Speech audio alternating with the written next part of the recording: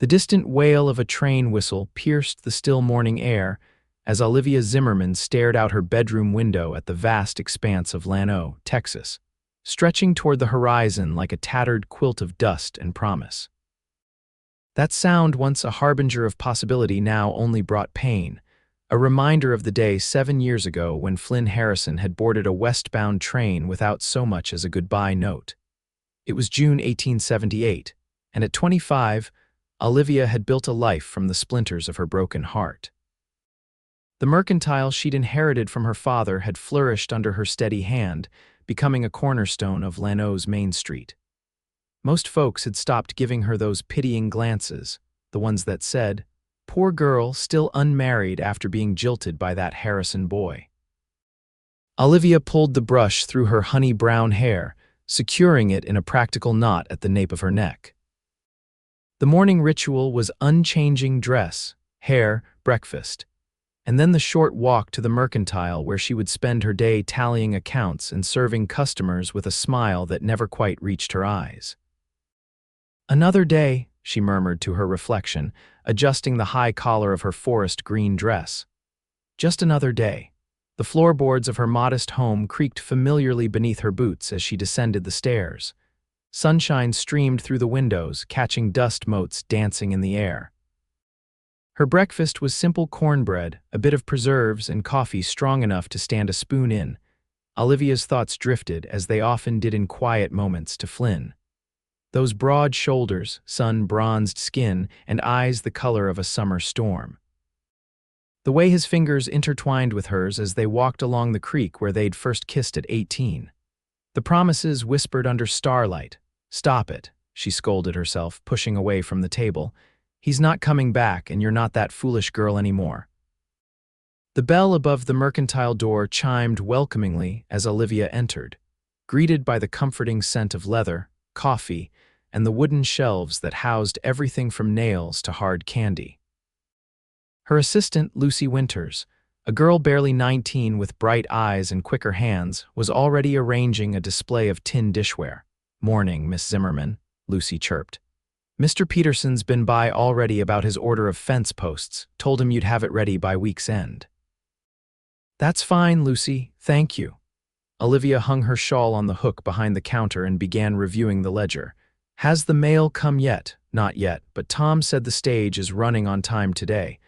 Olivia nodded, though she wasn't expecting anything of importance. She hadn't received a letter from Flynn since he'd left. Not one word explaining why the man who'd promised to marry her had vanished like morning mist before the August sun. The day passed in its usual rhythm, customers coming and going, Lucy chattering about town gossip, Olivia keeping meticulous records of every penny and pound of coffee sold. It was near closing time when the door swung open, bringing with it the scent of dust and horses, and something else, something achingly familiar that made Olivia freeze before she even lifted her eyes from the inventory list. "Hello, Liv."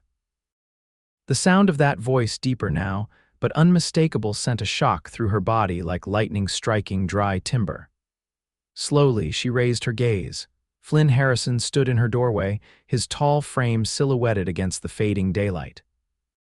The boy she'd loved had become a man, his shoulders broader, face weathered by sun and wind, but those storm-gray eyes remained unchanged, now looking at her with an intensity that stole her breath. Flynn.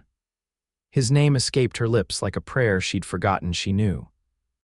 Lucy's eyes darted between them, sensing the sudden tension crackling in the air. "Miss Zimmerman, should I?" "Yes, Lucy, you can go home for the day," Olivia managed, her voice sounding distant to her own ears. When the bell signaled Lucy's departure, silence descended, heavy as a winter blanket. Flynn took a step forward, his boots worn but well kept, making the floorboards creak. He removed his hat, revealing hair the color of wheat, shorter than she remembered. "You look well, Olivia." His voice was gentle, cautious, as if he were approaching a skittish mare. "What are you doing here?" The question came out sharper than she'd intended, but 7 years of hurt couldn't be masked with politeness. Flynn's hand tightened around the brim of his hat. "I came back for you." A laugh escaped her, brittle as drought-stricken grass. 7 years, Flynn, 7 years without a word, and you just Came back for me. I know I don't deserve a moment of your time. You're right, you don't. Olivia moved from behind the counter, her skirt swishing angrily. You left without a goodbye. You left me standing at the train station with a trunk packed for our life together. You left me to explain to everyone in this town why I wasn't Mrs. Flynn Harrison after all. I can explain. I don't want your explanations. She began straightening items on a shelf, needing to do something with her trembling hands. Whatever brought you back to Llano, I hope it's resolved quickly so you can leave again. Flynn took another step closer. Olivia, please, I never stopped loving you. The tin of tobacco she was holding clattered to the floor. His words, the ones she'd dreamed of hearing for years, now felt like salt in an old wound. Love. She turned to face him, anger and hurt making her voice quaver. Love doesn't abandon someone without explanation. Love doesn't leave a woman to rebuild her life from broken promises. Whatever you felt wasn't love, Flynn Harrison. He flinched as if she'd struck him. You have every right to hate me. I don't hate you. The admission surprised her. I just don't know you anymore. And you certainly don't know me. Outside, the lamplighter was making his rounds, casting elongated shadows through the windows. Time to close up shop to end this unexpected confrontation. I'm staying at the hotel, Flynn said, placing his hat back on his head. I'll be in town for a while. When you're ready to hear why I left and why I came back, I'll be waiting. Olivia wanted to tell him she'd never be ready, that her curiosity had died along with her dreams of their future. But the words wouldn't come. Flynn paused at the door. You built something fine here, Liv. Your father would be proud. Then he was gone, leaving only the lingering scent of leather and pine and the echo of words that had shaken the foundation of the life she'd so carefully constructed without him. Later that night, Olivia sat on her porch swing, a cup of tea growing cold beside her as she stared at the stars. The same stars she and Flynn had counted together, naming constellations and planning futures beneath their silent watch. I never stopped loving you. His words played over in her mind, tangling with memories she'd fought so hard to bury. But how could she believe him now? And even if it were true, what did it matter after so much time, so much hurt? Sleep eluded her that night, and when morning came, Olivia dressed with extra care, her fingers fumbling with buttons and laces. She told herself it wasn't because of him, that she always took pride in her appearance as a businesswoman. But the lie sat bitter on her tongue. The mercantile seemed impossibly small that day, the walls closing in with every customer who entered who wasn't Flynn. By midday, Olivia was irritable, snapping at poor Lucy over a misplaced order form. I'm sorry, she apologized immediately. I didn't sleep well. Lucy nodded, her expression knowing.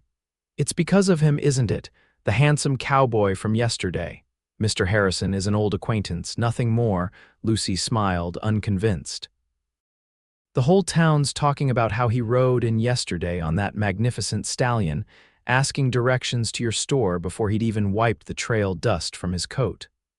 Olivia's heart betrayed her with a quickened beat. People in this town need to mind their own affairs. They're saying he's made a small fortune in Colorado, mining, I think, or was it cattle? Either way, Mrs. Peterson says he's Lucy, please. Olivia pressed her fingertips to her temples. I really don't care to hear the gossip, but she did care more than she wanted to admit. Where had he been all these years? What had he done? Why had he never written? The answers arrived unexpectedly with the afternoon mail, a carefully folded letter delivered by the hotel boy. Olivia recognized Flynn's handwriting immediately. It was firmer now, less boyish, but still undeniably his. She waited until Lucy was occupied with a customer before slipping into the storeroom to read it. Dear Olivia, I know words on paper can't erase the hurt I caused, but perhaps they can begin to explain. I'm not asking for forgiveness, I'm not sure I deserve it, but I am asking for a chance to tell you why I left and why I've returned. Meet me at our creek at sunset if you're willing to listen. If you don't come, I'll understand and I won't trouble you again. Yours always, Flynn. Olivia folded the letter with shaking hands. Our creek. The place where they'd spent countless summer evenings planning a future together, where he'd first told her he loved her, where he'd proposed on bended knee with a simple silver band he'd saved for months to buy. She should burn the letter. She should send word that she had no interest in his explanations. She should protect the fragile peace she'd built in his absence. Instead, as the day waned, she found herself telling Lucy to close up shop, changing into a fresh dress blue. The color he always said matched the sky in her eyes, and walking the familiar path to the creek that wound its way through a stand of cottonwoods at the edge of town. Flynn was already there, skipping stones across the lazy current, his figure outlined in gold by the setting sun. He straightened when he heard her approach, hope and uncertainty warring in his expression. "I didn't think you'd come," he said softly. Olivia kept her distance, arms crossed protectively over her chest. "I almost didn't." The creek gurgled between them, the same water that had witnessed their young love now bearing witness to whatever this was: reunion, reconciliation, or perhaps just closure. "Thank you for giving me this chance." Flynn took a deep breath. "I left because my father was in trouble, bad trouble." "Your father died when you were 12, Olivia said, confused. Flynn shook his head. "That's what everyone thought, what he wanted them to think. He faked his death to escape gambling debts in Missouri. But the men he owed found him here in Llano, found out about me. They threatened to kill him, and you," Olivia's breath caught. "What?" "The night before I left, 2 men cornered me behind the saloon. They had knives, Liv. They showed me a lock of your hair they'd cut while you were sleeping." His voice broke. "They said if I didn't help my father pay what he owed, they'd make me watch while they cut your throat." The blood drained from Olivia's face as pieces of a puzzle she hadn't known existed fell into place. "Why didn't you tell me?" "Because they were watching. They said if I warned you or the sheriff, they'd know and they'd kill you anyway." Flynn's hands clenched at his sides. "I couldn't risk your life, Liv, not for anything. So you just left with your father." The idea that William Harrison had been alive all those years was almost as shocking as Flynn's reason for leaving. "I had no choice. We went to Colorado, worked the silver mines. Every penny we made went to paying off his debts. It took years." Flynn's eyes held hers. "I wanted to write, to explain, but they said they'd keep watching you. I couldn't bear the thought of them hurting you because of me." Olivia sank onto a fallen log, trying to absorb the magnitude of what she was hearing. "And now, my father died last winter for real this time. Consumption." Flynn's expression darkened. "Before he died, he confessed that the debt had been paid in full 3 years after we left. He'd been lying to me, using the threat to keep me working with him in the mines." "So you could have come back 4 years ago." Anger flared anew in Olivia's chest. "As soon as I learned the truth, I settled my affairs in Colorado and came straight here." Flynn approached slowly, then knelt before her, not touching, just close enough for her to see the sincerity in his eyes. "I know it doesn't change what happened. I know you've built a life without me.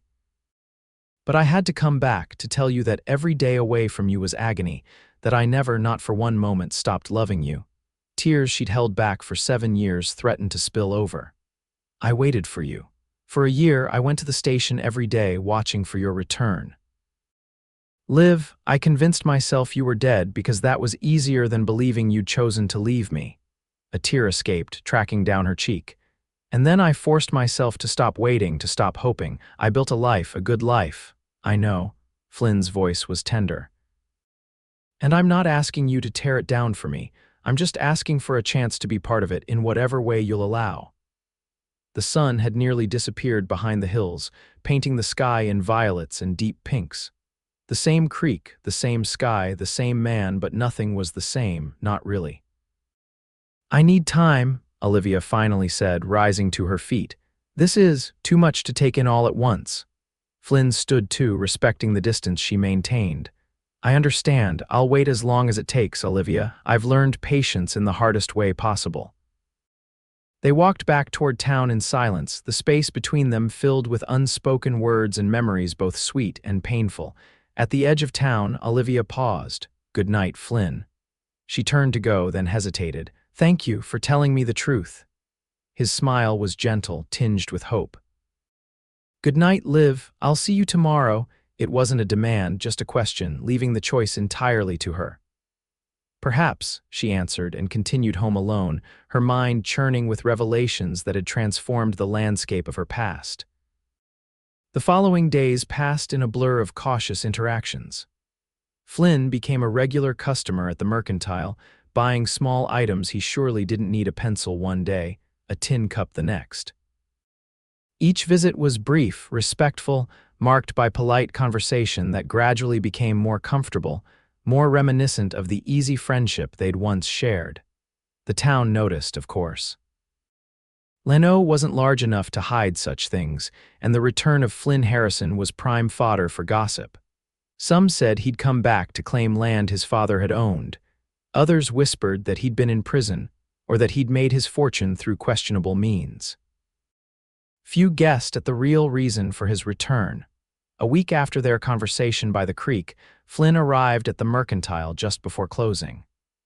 Lucy, who had developed a sisterly interest in their developing reunion, made a flimsy excuse about needing to leave early. "Would you like to have dinner with me tomorrow night?" Flynn asked once they were alone. "At the hotel restaurant, nothing fancy, just a meal and conversation." Olivia hesitated only briefly before nodding. "I'd like that." The smile that lit his face was worth the flutter of anxiety in her stomach. The next evening found Olivia standing before her mirror, adjusting the drape of a dress she rarely wore, pale yellow with lace at the collar and cuffs. Her hair was looser than usual, with soft tendrils framing her face. She looked younger, more like the Olivia who had loved Flynn with the uncomplicated devotion of first love, but she wasn't that girl anymore, and dinner with Flynn wouldn't be simple. There were still questions, still doubts, still the matter of 7 years lost between them. The hotel restaurant was the finest establishment in Llano, which wasn't saying much, just a room with tablecloths and glass oil lamps casting warm light over wooden tables. But Flynn had secured the most private corner and rose when she entered, his eyes appreciative but respectful as they took in her appearance. "You look beautiful," he said as he held her chair. "Thank you." She settled across from him, noticing that he'd gotten a haircut and was wearing a new shirt, dark blue and well-fitted. "You look well." Dinner began awkwardly, with careful small talk about the weather and changes in town. But as the meal progressed, their conversation found its rhythm, easing into more personal territory. "Tell me about Colorado," Olivia said as she cut into her beefsteak. "Was it as wild as they say?" Flynn's eyes lit up as he described the majestic mountains, the rush of the silver boom, the rough and tumble mining towns where fortunes were made and lost overnight. "It's beautiful country," he said, "but it never felt like home. And the silver mine, you did well there." A shadow crossed his face. "Eventually, the first years were hard, dangerous work for little pay, but I saved, learned the business, eventually bought shares in a promising claim. When it struck rich, I sold my stake." He met her eyes. "I have enough now to start a ranch, good land, good stock." "Here in Llano?" The question slipped out before she could stop it. "That depends." His gaze held hers. "On whether there's a reason for me to stay." The moment stretched between them, laden with possibility. Olivia broke it first, looking down at her plate. "You said your father lied about the debt being paid." Flynn's expression darkened. "Yes, by the time I found out, he was too sick for me to leave him, even though part of me wanted to." His hands clenched around his fork. "I was angry, I'm still angry about the years he stole from us. But he was dying, alone except for me. I couldn't abandon him." Olivia nodded slowly, understanding despite her own complicated feelings about William Harrison's deception. "That's the Flynn I remember. Even when we were children, you could never turn away from someone who needed you." Their eyes met again, and something shifted between them, a recognition of the people they had been and the people they had become. "I've missed you every day," Flynn said softly. "Not just the idea of you, but the real you, your laugh, your practicality. The way you bite your lip when you're thinking hard about something, just like you're doing now." Olivia hadn't realized she was biting her lip and released it with a soft, embarrassed laugh. "I've changed, Flynn. I'm not the same girl who waited at the station." "I know. And I'm not the same boy who left." He reached across the table, not quite touching her hand. "But I hope, that the heart of who we are remains the same." The dinner ended too soon, and Flynn walked Olivia home through streets silvered by moonlight. They spoke of lighter things, books they'd read, memories of childhood escapades, mutual acquaintances who had married or moved away. At her doorstep, Flynn hesitated. "May I call on you again?" The question was formal, almost courtly, as if they were beginning a proper courtship rather than trying to rebuild something broken. Olivia found herself smiling. "Yes, you may." He lifted her hand and pressed a gentle kiss to her knuckles, the gesture causing her heart to leap traitorously in her chest. "Good night, Olivia. Good night, Flynn." Inside, alone in her quiet house, Olivia touched the spot on her hand where his lips had been. The wall she'd built around her heart was cracking, bit by bit, but she wasn't sure if that was cause for joy or terror. Spring gave way to the heat of summer, and Flynn became a fixture in Olivia's life once more. He called on her regularly, took her on Sunday drives in a smart buggy he'd purchased, and even helped in the mercantile when shipments arrived that were too heavy for her and Lucy to manage. They were careful with each other, relearning boundaries, discovering the ways they had changed and the ways they remained the same. Olivia learned that Flynn had nightmares about the mines, that he'd developed a fondness for chess during the long winter nights in Colorado, that he still couldn't carry a tune to save his life, but would try if it made her smile.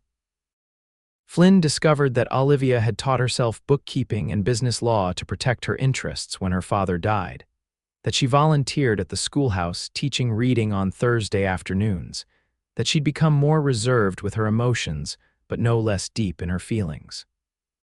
The town watched their rekindling relationship with interest, opinions divided on whether Olivia was wise to give Flynn a second chance. Her closest friend, Sarah Thompson, was particularly skeptical. "Men don't change that much, Liv," she warned over tea one afternoon. "If he left you once, what's to stop him from leaving again? It's different now," Olivia replied, surprised by her own defensiveness. "We're different." Sarah raised an eyebrow. "You love him still, after everything." It wasn't a question, and Olivia didn't answer directly. "I'm being cautious." But was she, really? The truth was that Flynn had worked his way back into her life with such care, such patience, that she'd scarcely noticed the moment when she started looking forward to his visits, when her heart began to quicken at the sight of him, when she started to imagine a future with him again. There were setbacks, of course. Their first real argument came in July when Flynn mentioned plans to look at land for sale north of town. "You're already planning to buy property?" Olivia asked, suddenly feeling that things were moving too fast. "You've only been back 2 months." They were sitting on her porch swing, the evening air heavy with the scent of her roses climbing the trellis nearby. Flynn looked confused by her reaction. "I need to establish myself here," he explained. "I can't stay at the hotel forever." "I know that," she said, standing abruptly.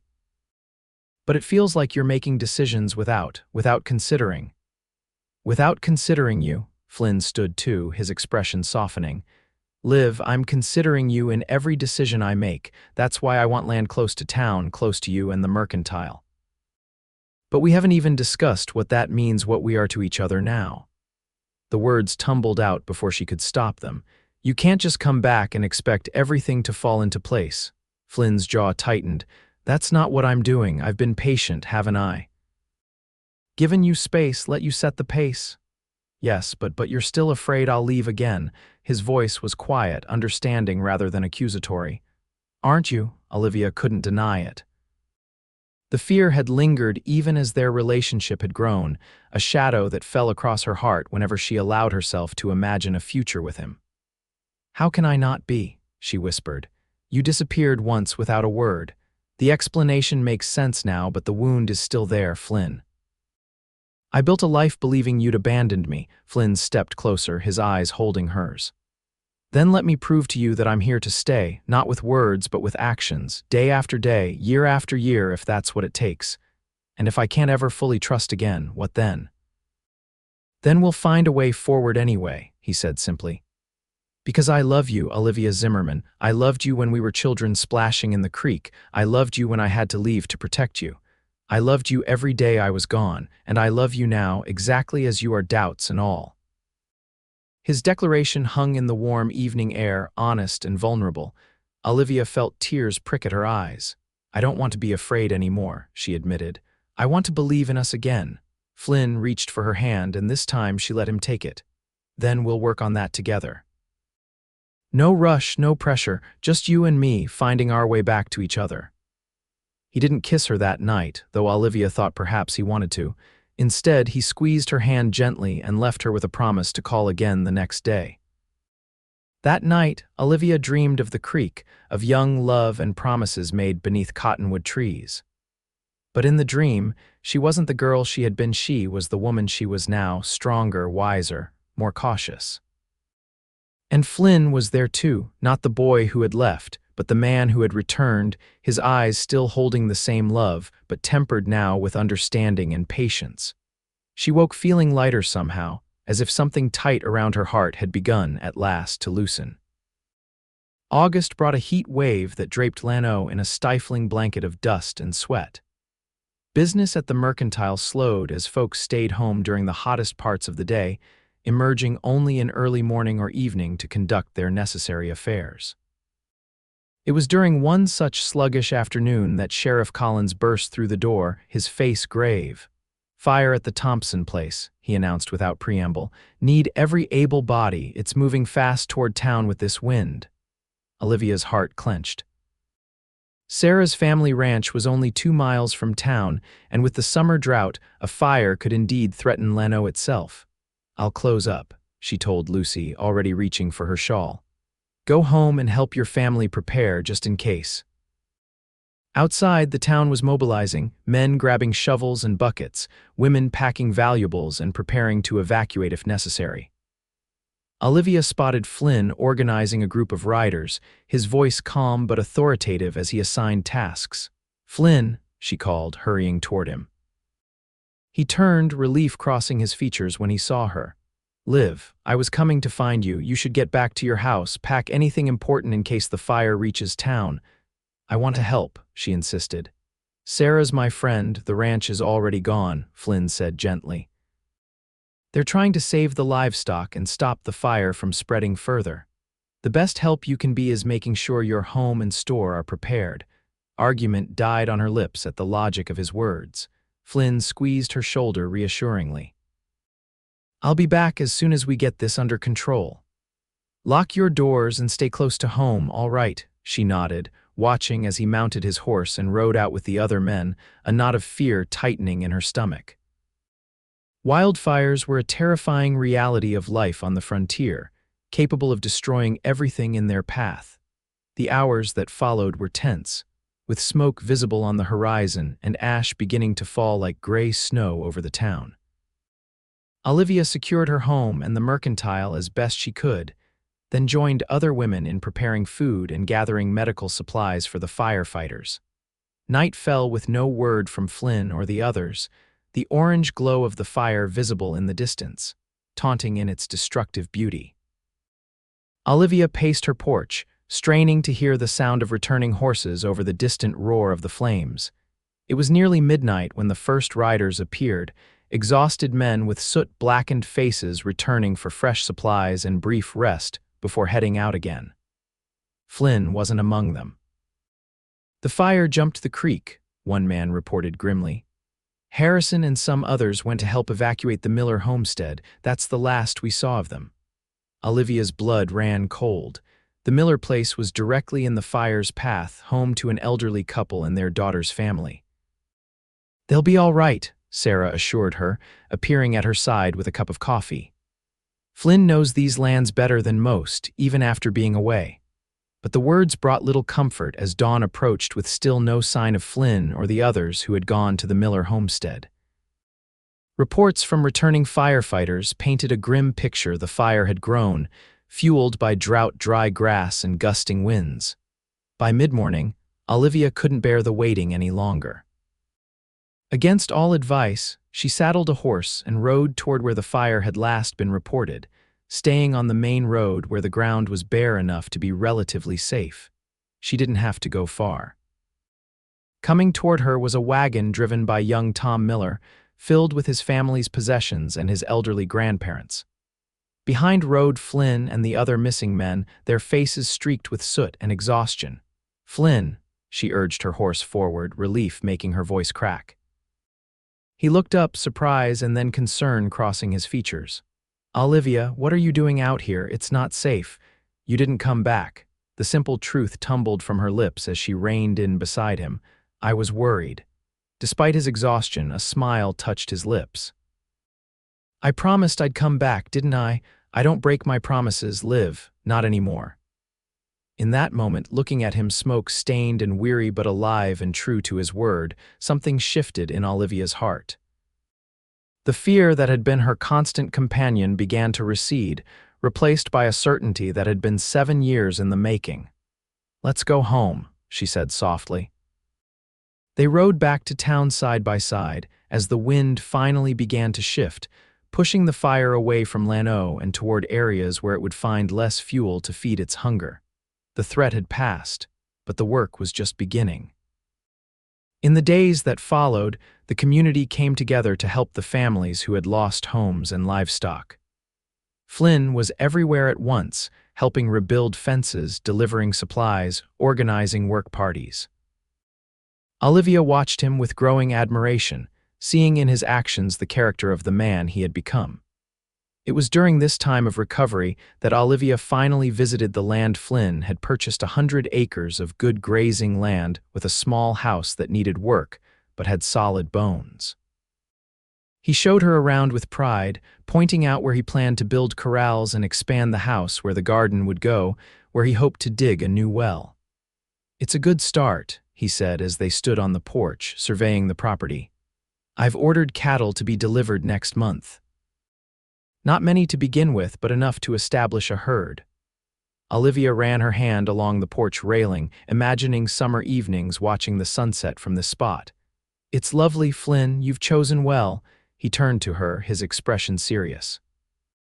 I want you to know that all of this, I'm building it for us, Olivia. If you'll have me, if not, well, I'll understand, but I need you to know that's my hope. The directness of his words took her breath away. Despite their growing closeness, neither had spoken so plainly about a shared future since his return. Flynn, you don't need to answer now, he said quickly. I know we're still finding our way. I just wanted you to know where I stand. Olivia nodded, touched by his patience, by his willingness to give her all the time she needed. But standing there, looking out over the land that could be their future, she realized something important. She didn't want to wait anymore. The fear that had held her back was fading, outweighed now by the love that had never truly died, only gone dormant like prairie grass in winter, waiting for the right conditions to flourish again. I don't need more time, she said, turning to face him fully. I know what I want, Flynn.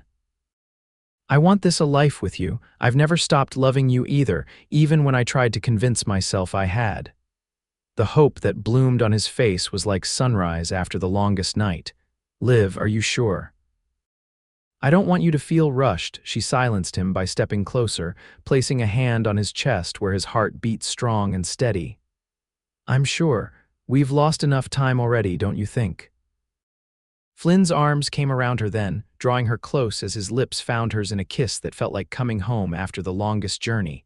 It was both familiar and new, a remembrance and a promise all at once. When they finally parted, Flynn rested his forehead against hers. Marry me, Olivia. Not someday, not when we're ready, but soon. Let's start our life together now. Yes, she whispered, the word floating between them like a prayer answered. Yes, I'll marry you. They were wed in October when the heat of summer had given way to the golden beauty of autumn. The ceremony was held at the little church in town, filled to bursting with friends and well-wishers. Olivia wore a gown of ivory satin with her mother's veil, and Flynn looked so handsome in his new suit that she nearly lost her breath when she first saw him waiting at the altar. I, Flynn, take you, Olivia, to be my lawfully wedded wife, he vowed, his voice steady and sure. To have and to hold from this day forward, for better, for worse, for richer, for poorer, in sickness and in health, to love and to cherish, till death do us part. When Olivia repeated the same vows, her voice was clear, free from the doubts that had plagued her for so long.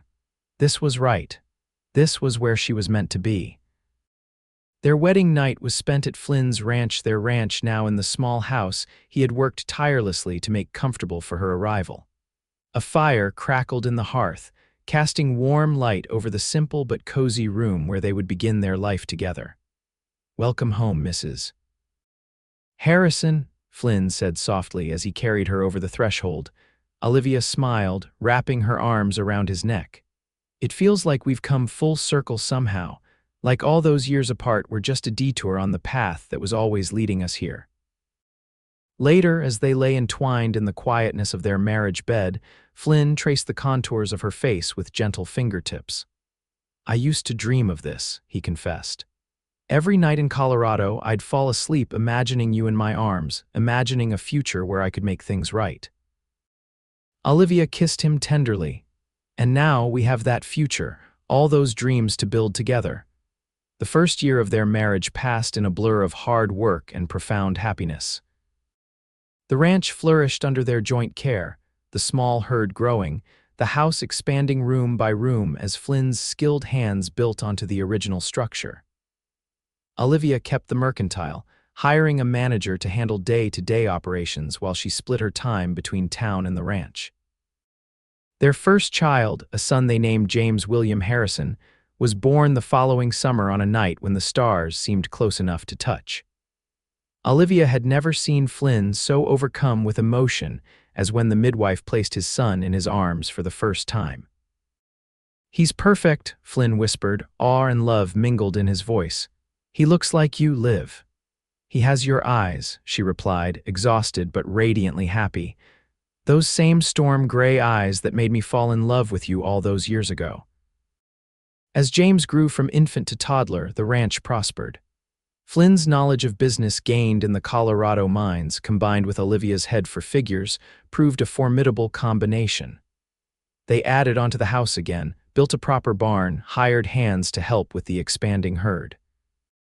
Their second child, a daughter named Elizabeth Sarah, arrived 2 years after James, completing their family with her sunny disposition and Flynn's wheat-gold hair. Life settled into a rhythm of seasons and milestones, first steps, first words, cattle drives, and harvest festivals. Quiet evenings on the porch watching their children play in the yard Flynn had fenced specially for them. On their 5th wedding anniversary, Flynn surprised Olivia with a gift, a silver locket containing miniature portraits of their children on one side and on the other a lock of hair. "Is this?" Olivia asked, recognizing the honey-brown strand. Flynn nodded. "From the night before I left. The men who threatened you, they cut it while you slept and gave it to me as a warning. I kept it all these years, even when I thought I might never see you again. A reminder of what I was protecting, what I was fighting to return to." Tears welled in Olivia's eyes as she closed the locket and placed it around her neck. "All that time, I thought you'd forgotten me." "Never," Flynn said, drawing her close. "Not for a single day." That night, after the children were asleep, they sat on their porch swing watching fireflies dance in the gathering dusk, Olivia's head resting on Flynn's shoulder, his arm secure around her waist. "Are you happy, Liv?" he asked, his voice soft in the quietness. She turned her face up to his, seeing in his features the boy she had first loved and the man who had returned to her, now weathered by time and experience but still unmistakably her Flynn. "Happier than I ever dreamed possible, even with all the hardships. The drought last year, James's fever this spring, all the work this place demands, especially with those things," she said firmly. "Because we face them together. That's what makes this life so precious, Flynn, not the absence of difficulties but the presence of each other through them." He kissed her then, a kiss as tender and promising as their first so many years ago by the creek where young love had blossomed. "I never stopped loving you," he murmured against her lips. "Not for a moment. And I never will stop loving you," she replied, "not for all the moments yet to come." As twilight deepened into night around the home they had built together, Olivia reflected on the journey that had brought them here, the joy of first love, the pain of separation, the cautious hope of reunion, and finally, the deep, abiding peace of a love tested by time and found unbreakable. 7 years apart had changed them both, had forced them to grow in ways they might never have done together. But perhaps that had been necessary, she thought, for them to appreciate the treasure they now held. Every hardship endured had made this happiness sweeter. Every tear shed had made their laughter more precious. The crickets sang their night song as Flynn took her hand, leading her inside to their home, to their sleeping children, to the life they had created from the ashes of broken dreams and the steadfast flame of love that had never truly died. And in the years that followed, through all the seasons of their lives together, neither Flynn nor Olivia ever forgot the lesson they had learned at such cost. That true love, once found, was worth fighting for, worth waiting for, worth building a life around, not perfect, but perfectly theirs, with all its joys and sorrows woven together into the beautiful tapestry of a shared journey. Their story became something of a legend in Llano, whispered by young lovers and smiled over by old ones, the tale of the cowboy who left without goodbye and returned 7 years later with love still burning in his heart, and the woman who found the courage to trust again after heartbreak. And when visitors to their prosperous ranch commented on their obvious devotion to each other, Flynn would simply smile and say, "I never stopped loving her," while Olivia's hand would find his, their fingers intertwining just as they had by the creek all those years ago, when they were young and dreaming of a future. They could scarcely imagine a future that had, against all odds, become their beautiful reality.